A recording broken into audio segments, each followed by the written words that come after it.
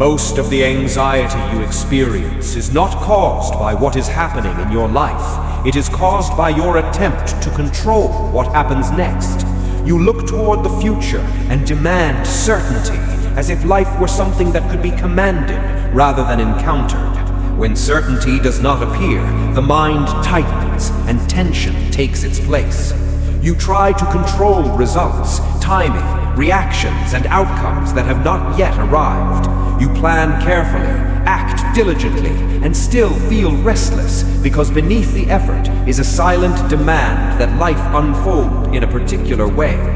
The Stoics understood that this demand is the root of much human suffering. When peace depends on outcomes, peace is always delayed. Seneca warned that people suffer more in imagination than in reality.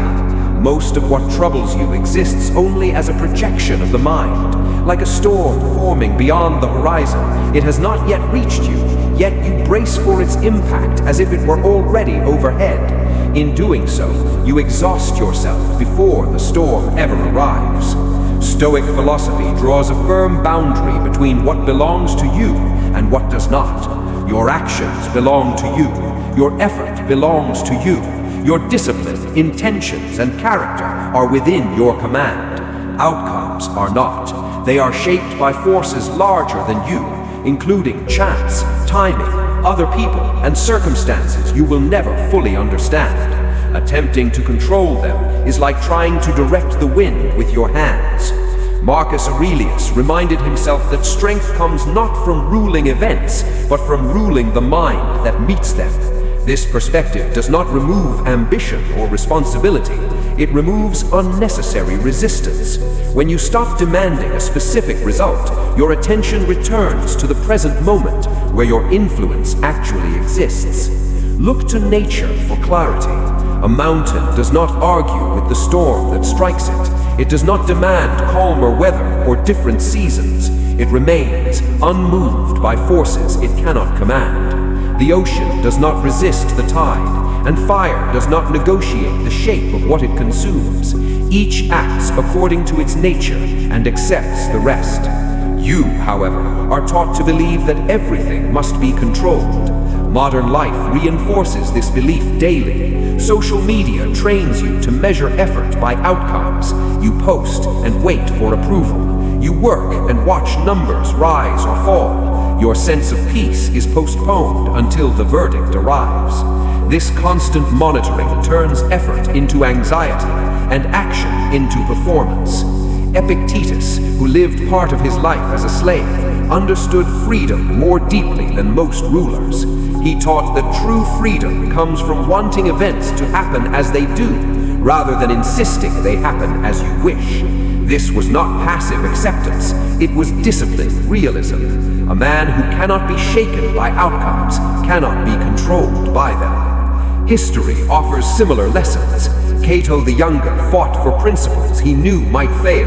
He did not act because victory was guaranteed, but because virtue demanded it. Stoicism does not ask whether you will win, it asks whether you will act correctly. The outcome belongs to fate, your conduct belongs to you. When you release your grip on results, effort changes. It becomes steadier and more precise. You act like a craftsman focused on the work itself, not a gambler watching the dice. Fear begins to loosen its hold, because fear feeds on uncertainty, and you are no longer demanding certainty from life. Even outside Stoicism, this truth appears again and again. The Buddha taught that attachment is the root of suffering. Shakespeare wrote of expectations as sources of disappointment. Nietzsche observed that meaning, not comfort, allows a person to endure. All point toward the same reality. Peace cannot be built on outcomes. You can practice this daily. Begin each morning by reminding yourself that results are uncertain and not fully yours to command. Decide instead to act with discipline and integrity. At the end of the day, reflect honestly. Ask whether you acted well, not whether things went your way. Write your answers down. This practice sharpens the mind and removes confusion. Zeno, the founder of Stoicism, taught that virtue alone is sufficient for a good life, not success, not pleasure, not recognition. When virtue becomes your measure, anxiety fades, because virtue does not depend on circumstances. It depends only on you. Life will remain unpredictable. Outcomes will arrive late, early, or not at all. People will disappoint you, misunderstand you, or surprise you. None of this is a flaw in life. It is the nature of life. You are here not to control the storm. You are here to stand firmly within it. When you focus on what is yours to do and release what is not, your mind becomes calmer, your actions become clearer, and your resilience grows. Do what belongs to you.